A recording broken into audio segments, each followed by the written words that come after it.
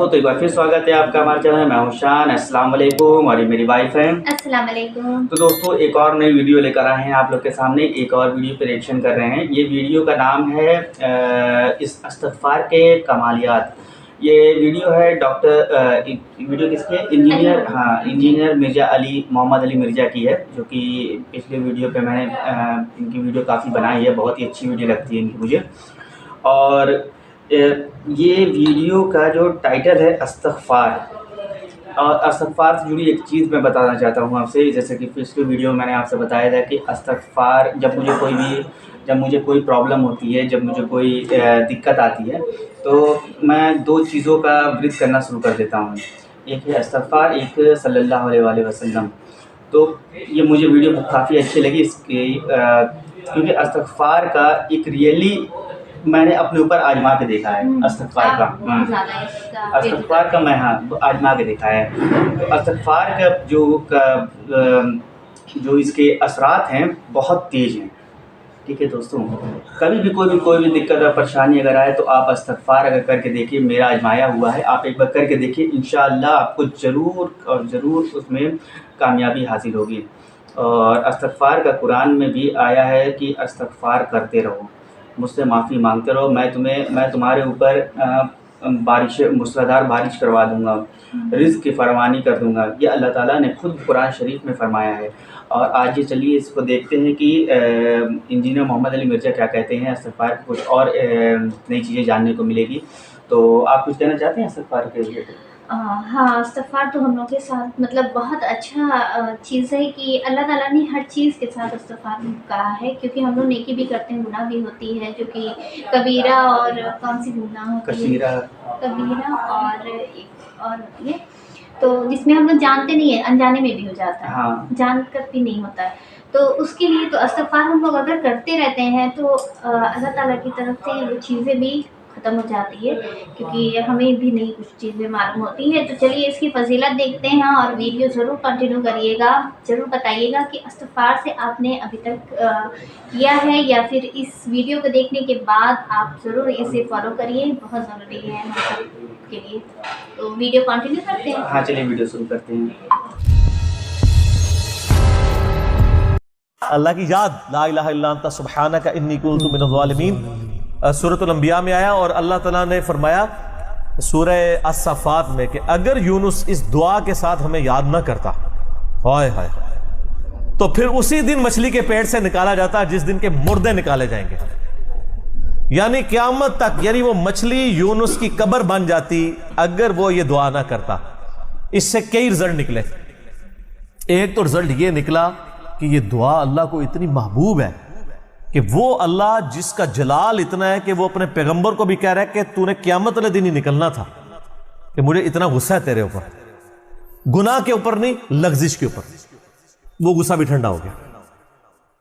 इसलिए मैं कहता हूं सबसे बेस्ट इस्तिग़फ़ार जो आए हैं उनमें से एक ला इलाहा इल्ला अंता सुब्हानका इन्नी कुन्तु मिनज़ ज़ालिमीन है। और जामिया तिर्मिज़ी में हदीस है, जो शख्स भी यूनुस की दुआ के साथ अल्लाह की तरफ मुतवज्जे हुआ, अल्लाह उसे मारूम नहीं लौटाएगा।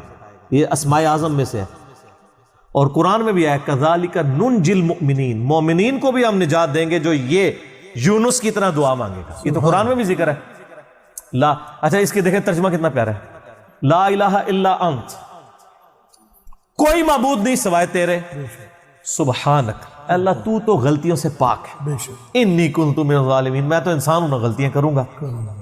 यार इससे बेहतर अंदाज हो सकता है कि या अल्लाह तू तो गलती इसलिए नहीं करता कि तू तो पाक है, तो पाक तो सिर्फ तू है, मखलूक तो उस लेवल पे पाक हो ही नहीं सकती जी। इसलिए वरना तो हम मखलूक को भी सुभान पैगंबरों के साथ भी लगा रहे होते हैं। इंसान जितना भी परफेक्ट हो, पाक नहीं हो सकता। अंबिया को अल्लाह ने गुनाहों से पाक किया है, लग़्ज़िशें उनसे भी हुई हैं। हज़रत आदम अलैहिस्सलाम से लग़्ज़िश हुई है, नूह अलैहिस्सलाम ने काफिर बेटे के लिए दुआ की है, मूसा अलैहिस्सलाम से बंदा मर गया, नबी अलैहिस्सलाम की 4 लग़्ज़िशें कुरान में जिक्र हुई हैं। ग़ज़वा उहद पे बददुआ निकल गई थी जुबान से, तो वो सूरह आले इमरान में आया कि आपको कोई इख्तियार नहीं है, आपने बददुआ दी है, अल्लाह चाहे तो इनको हिदायत दे। और फिर उसी खालिद इब्न वलीद को हिदायत भी मिल गई, और उसी मुबारक ज़ुबान से जिससे बददुआ मिली थी सैफुल्लाह का लक़ब भी मिल गया। ठीक है, ये सर अल्लाह के इख्तियार है। परफेक्ट صرف گاڈ ہے، بے شک اس کی کوئی مخلوق بھی پرفیکشن میں اس لیول پہ نہیں جا سکتی. مخلوق کی یہ اللہ کا نقص نہیں ہے بلکہ مخلوق کا نقص ہے کہ جو مخلوق ہوگا نا وہ پرفیکٹ نہیں ہو سکتا. جیسے خالق ہمیشہ سے ہے، مخلوق ہمیشہ سے ہو ہی نہیں سکتی.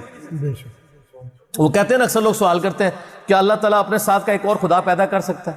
ہم کہتے ہیں یہ محال ہے، اس لیے کہ جو پیدا ہوگا وہ خدا ہوگا ہی نہیں. بے شک جو پیدا ہو گیا تو خدا کون ہے؟ لم یلد ولم یولد. ٹھیک ہو گیا؟ تو ذکر بھی کریں سر، اللہ کو یاد کریں، جھوم جھوم کے ہر جگہ ذکر کریں. کوئی پروٹوکول نہیں، نہ وضو نہ غسل، ذکر کے لیے کوئی پروٹوکول نہیں ہے. جب مرضی ذکر کریں، اللہ کو یاد کریں. اور اس کے لیے کپڑے پہننا ہونا بھی ضروری نہیں ہے. اکثر لوگ یہ سمجھتے ہیں کپڑے پہننا ضروری ہے، نہ کوئی ضروری نہیں ہے. بعض اوقات بندہ وضو کے لیے اندر چلا جاتا ہے غسل کے لیے یا غسل کرتے ہوئے، تو لوگ بسم اللہ نہیں پڑھتے ہیں، کپڑے پہن کے پھر بسم اللہ پڑھتے ہیں. سر اللہ اور بندے کا کون سا پردہ ہے؟ ٹھیک ہے، جی آپ کر سکتے ہیں ذکر. اگلا سوال ہے، میں نے اپنی زندگی میں بہت شرک کیا ہے لیکن الحمدللہ اب توبہ کر چکا ہوں، لیکن اس کے باوجود یہی فکر دامن گیر رہتی ہے کہ شرک تو ناقابل معافی گناہ ہے. معلوم نہیں کہ میری توبہ قبول ہوگی بھی یا نہیں، مجھے بتائیں میں کیا کروں. آپ سب سے پہلے تو اس طرح کے خیالات سے توبہ کریں جو آپ کر رہے ہیں. ٹھیک ہے، اس کی وجہ یہ ہے کہ سورہ التوبہ کی آیت نمبر 70 میں اللہ تعالیٰ نے فرمایا کہ جو شخص توبہ کر لے سچے دل کے ساتھ، اور اس سے پہلے بڑے بڑے گناہوں کا ذکر ہوا ہے، ان میں سے ایک شرک بھی ہے. بلکہ اب یہ کریٹیکل سوال ہے تو میں یہ آیت پڑھ کے بھی بتا دیتا ہوں. پارہ نمبر 19 کے اندر جا کے سورہ الفرقان کی آیت نمبر ہے یہ 70. اعوذ باللہ من الشیطان الرجیم، بسم اللہ الرحمن الرحیم. ہاں جی، یہ آ گیا، والذین لا يدعون مع اللہ الہا آخر. یعنی اللہ تعالیٰ اہل ایمان کی نشانی بتا رہا ہے کہ وہ ایسے لوگ ہیں کہ وہ اللہ کے ساتھ کسی اور کو الہ کے طور پر نہیں پکارتے. ولا يقتلون النفس التي حرم اللہ الا بالحق، اور کسی جان کو ناحق قتل نہیں کرتے. ہاں بفتوی شریعت والا معاملہ علیحدہ ہے، یعنی قتل کے بدلے قتل، وہ بھی گورنمنٹ کا جوڈیشری کا کام ہے، آپ نے خود نہیں کرنا. ولا یزنون، نہ زنا کرتے ہیں. ومن یفعل ذلک یلقى اثاما، جو کوئی یہ 3 گناہ کرے گا ان قریب ان کا عذاب چکھ لے گا. کون سے 3 بڑے گناہ گنوائے گئے ہیں؟ نمبر 1 اللہ کے ساتھ شرک، نمبر 2 قتل ناحق، اور نمبر 3 زنا. حتیٰ کہ بخاری مسلم میں ایک حدیث ہے کہ نبی علیہ السلام سے جب بڑے بڑے گناہوں کے بارے میں پوچھا گیا نا، تو آپ نے یہی 3 گناہ گنوائے اور پھر آپ نے کہا قرآن پڑھ کے دیکھو. یعنی نبی علیہ السلام بھی اپنی بات کی دلیل میں قرآن پیش کرتے تھے. ماشاء اللہ تعالی. والذین لا يدعون مع اللہ الہا آخر ولا يقتلون النفس التي حرم اللہ الا بالحق ولا يزنون ومن يفعل ذلك يلقى اثاما يضاعف له العذاب يوم القیامة ويخلد فيه مہانا. جو یہ 3 گناہ کرے گا اس کے لیے عذاب دگنا کر دیا جائے گا قیامت میں، اور وہ ذلیل و خوار کر کے آگ میں یعنی جھونکا جائے گا. الا من تاب، ہاں اگر کوئی ان گناہوں سے توبہ کر لے. کون سے؟ نمبر 1 شرک، نمبر 2 قتل ناحق، اور نمبر 3 زنا. وآمن وعمل عملا صالحا، اور ایمان لے آئے، یعنی ایمان تو پہلے بھی ہوگا، نہیں صحیح والا ایمان، اور نیک عمل کرے. فاولئک یبدل اللہ سیئاتہم حسنات، تو پھر ایسے شخص کے گناہوں کو بھی اللہ تعالیٰ نیکیوں سے بدل دے گا. صرف معافی نہیں سر، جتنے بڑے بڑے گناہ تھے اسی لیول کی بڑی بڑی نیکیاں. وَكَانَ اللَّهُ غَفُورًا رَحِيمًا، اور اللہ تعالیٰ تو بخشنے والا مہربان ہے. وَمَن تَابَ وَعَمِلَ صَالِحًا، جو کوئی توبہ کرے اور نیک اعمال کرے. فَإِنَّهُ يَتُوبُ إِلَى اللَّهِ مَتَابًا، تو اللہ تعالیٰ کہتا ہے کہ میرے ذمہ ہے اس کی توبہ کو قبول کرنا. یعنی اللہ تعالیٰ نے اپنے اوپر خود سے واجب کیا، حالانکہ اللہ تعالیٰ کسی چیز کا پابند نہیں ہے، کہ جو میری طرف رجوع لائے گا میں اسے ضرور معاف کروں گا. تو اگر کسی شخص کو اس طرح کا وہم آتا ہے نا، اور یہ وہم اس لیے بھی آ رہا ہوتا ہے، بعض اوقات لوگ یعنی اس کا ترجمہ کرتے ہوئے بالکل لفظی ترجمہ کر رہے ہوتے ہیں. قرآن حکیم کی آیات چونکہ پورے کانٹیکسٹ کے ساتھ ہوتی ہیں، بیک گراؤنڈ میں آیات نازل ہوئی ہوتی ہیں، لہٰذا میں جب بھی ان آیات کا ترجمہ کرتا ہوں نا، جب اسپیسیفکلی شرک کو ایڈریس کر رہا ہوتا ہوں، میرا لیکچر نمبر ہے مسئلہ نمبر 3 دعا صرف اللہ ہی سے، اور سچ پیپر بھی ہے اس کے اوپر. تو ہم یہ ترجمہ جو ہے نا، یہ آیت ان اللہ لا یغفر ان یشرک بہ بے شک اللہ اس گناہ کو کبھی معاف نہیں کرے گا کہ کوئی شخص اللہ کے حضور قیامت والے دن اس حال میں پیش ہوا کہ اس نے دنیا میں شرک کیا ہوا، یعنی بغیر توبہ کے وہ مرا۔ وَيَغْفِرُ مَا دُونَ ذَلِكَ لِمَن يَشَاءُ، اور شرک کے علاوہ ہر گناہ معاف کر دے گا، وہ بھی اوپن لائسنس نہیں، جس کے لیے چاہے گا۔ یعنی جو شخص شرک سے توبہ کیے بغیر گیا نا، اس کی تو توبہ ہے ہی نہیں قیامت میں۔ ہاں دنیا میں کر گیا وہ معاملہ علیحدہ ہے، قیامت میں اللہ سے اس حال میں ملا کہ اس نے دنیا میں شرک کیا ہوا اور توبہ نہیں کی ہے، تو اللہ تعالیٰ اس کا گناہ معاف نہیں کرے گا۔ وَمَن يُشْرِكْ بِاللَّهِ فَقَدْ ضَلَّ ضَلَالًا بَعِيدًا، جو کوئی شرک کرتا ہے وہ گمراہی میں دور جا پڑا، وَلِعَوْذُ بِاللَّهِ تعالی۔ دنیا میں تو میرے بھائی جامعہ ترمذی میں حدیث ہے، نبی علیہ السلام نے فرمایا موت کے غرغرے سے پہلے اللہ تعالیٰ توبہ قبول کرتا ہے۔ موت کے غرغرے سے مراد ہے نزع کا عالم طاری ہونے سے پہلے، جب کسی کو موت نظر آ گئی نا، اب وہ توبہ نہیں کر سکتا۔ وہ تو قرآن حکیم میں ہے نا، فرعون جب ڈوبنے لگا تھا تو اس نے کیا کہا تھا، میں ہارون اور موسیٰ کے رب پر ایمان لاتا ہوں، بنی اسرائیل کے رب پہ۔ تو اللہ تعالیٰ نے کیا فرمایا تھا، الآن، اب لایا ایمان۔ حالانکہ ایمان تو لے آیا تھا، وہ غرغرہ تو وہ لے ہی رہا تھا نا، غوطہ تو کھا رہا تھا نا۔ تو موت کے غرغرے سے مراد ہے نزع کا عالم طاری ہونے سے پہلے۔ اور اس میں ایک پوائنٹ کئی دفعہ ہائی لائٹ کر چکا ہوں، یہاں پہ بھی کر دوں۔ اگر آپ کو کسی شخص کے بارے میں یہ پتہ چل جائے نا کہ اس کو لا علاج بیماری لگ چکی ہے اور وہ اب کچھ عرصے میں ایکسپائر ہو جائے گا، جیسے کینسر ہے، یعنی ہم نے یہ لرن کر لیا نا کہ کینسر جب 3rd سٹیج کے اوپر پہنچ جاتا ہے تو وہ انسان بچتا نہیں ہے۔ جس شخص کو کینسر ہوا ہے یا سپوز اس کے گردے فیل ہو گئے یا دل بالکل ایج پہ پہنچ چکا ہے، ایسے لوگوں کو یعنی پاکستان انڈیا میں تو لوگ چھپاتے ہیں کہ پہلے ہی نہ کہیں مر جائے وہ سن کے۔ کتنی حیران کن بات ہے کہ مسلمان جس کے لیے موت ایسٹ ہونی چاہیے، چلو کافر کو تو سمجھ آتا ہے، اس نے تو دنیا ہی کمائی ہے نا، مسلمان بھی یعنی مرنے سے پہلے مر جاتا ہے موت کا سن کے۔ ایسا تو نہیں ہونا چاہیے اصولاً۔ اور یہ ٹانٹ اللہ نے قرآن پاک میں یہودیوں کو دی ہے سورہ جمعہ کے اندر، کہ کہتے ہیں نا اللہ کے بڑے چہیتے ہیں، ان کو کہو کہ تم موت کی تمنا کرو اگر تم سچے ہو۔ اگر تم اللہ کے چہیتے ہو تو پھر موت تو تمہارے لیے خوشخبری ہونی چاہیے، لائبلٹی نہیں ہونی چاہیے، ایسٹ ہونی چاہیے۔ اب یہی تان ہمیں بھی آ رہا ہے، مسلمان کی حالت نہیں ہونی چاہیے، اس کو موت کا پتہ چلے تو جناب وقت سے پہلے ہی مرنے کی کوشش کرے۔ تو لیکن آپ یورپ امریکہ میں اگر کسی کو بیماری ہو نا، اس کو بتا دیا جاتا ہے کہ سر پلان کر لیں 6 مہینے ہیں، اور 6 مہینے بھی ان کے پلان ہیں، وہ 6 سال بھی ہو سکتے ہیں، 6 گھنٹے بھی ہو سکتے ہیں، وہ تو اللہ کی مرضی ہے، وہ ایک ایسٹیمیٹ بتاتے ہیں۔ یہاں پہ لوگ چھپا لیتے ہیں۔ اس کا نقصان یہ ہے کہ نہ وہ اپنی لائف کو یعنی کوئی وراثت کے پوائنٹ آف ویو سے مینیج کر سکتا ہے، اور سب سے بڑھ کے اسے توبہ کی طرف آپ کو لانا چاہیے۔ میں تو کہتا ہوں جی کسی کو کینسر ہو گیا ہے، ابھی اس میں موت کا غرغرہ نہیں آیا، کوئی کینسر ہوا ہے نا، پتہ نہیں کب مرنا ہے، ٹھیک ہے نا، نزع کا عالم بھی نہیں ہے، اس کو سب سے پہلے بتائیں کہ بھائی تمہیں لا علاج بیماری ہے، تمہاری ڈیتھ کسی بھی وقت ہو سکتی ہے، اللہ کی طرف رجوع لاؤ۔ سر اس نے پوری زندگی بھی عیاشی کی تھی نا، وہ اپنی آخرت مینیج کر سکتا ہے،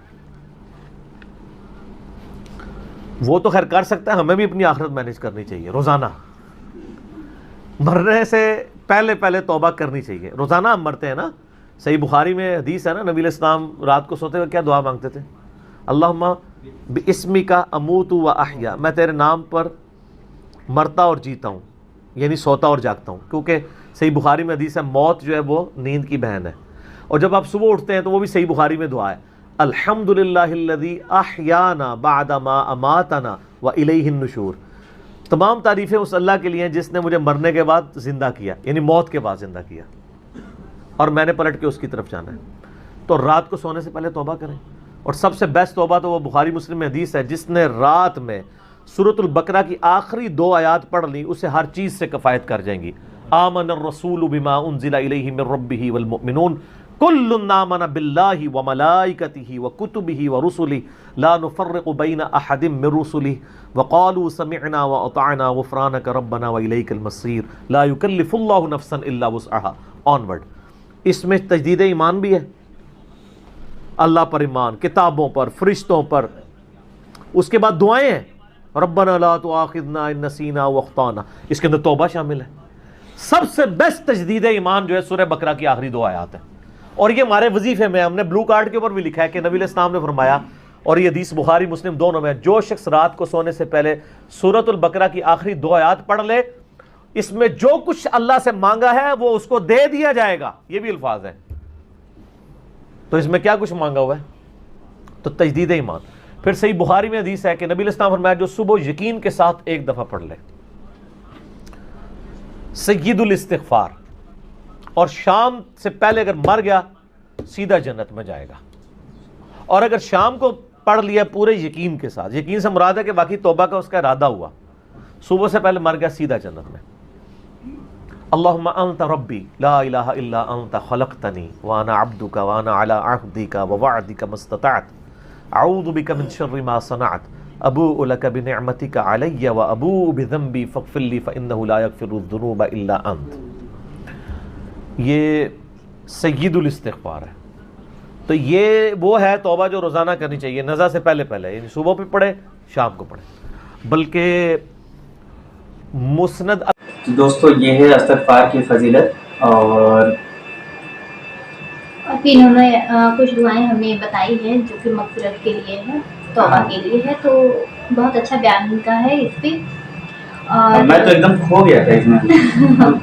اچھا، اس میں انہوں نے بتایا ہے کہ کیا بولتے ہیں حضرت نوح علیہ السلام مچھلی کے پیٹ، ہاں مچھلی کے پیٹ میں تھے، اگر وہ یہ لفظ نہیں پڑھاتے، نہیں ادا کرتے ہیں، ہاں لا الہ الا انت سبحانک انی کنت من الظالمین، یہ لفظ اگر نہیں پڑھے ہوتے ہیں تو اللہ تعالیٰ انہیں قیامت تک مچھلی کے پیٹ میں رکھتے ہیں، ٹھیک ہے؟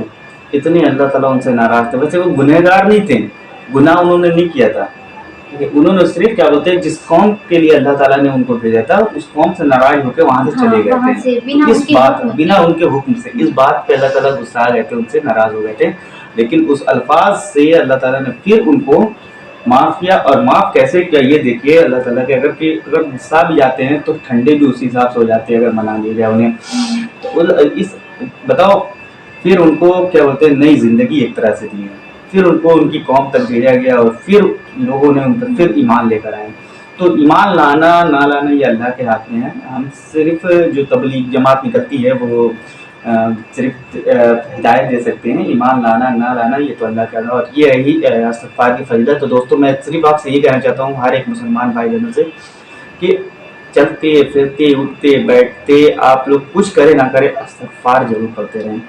استغفار، گھر کی جو بھی پریشانیاں ہیں، باہر کی پریشانیاں ہیں، تنگی ہے، پیسے کی دقت ہے، کسی بھی چیز کی دقت ہے، انشاءاللہ استغفار میں بہت طاقت ہے۔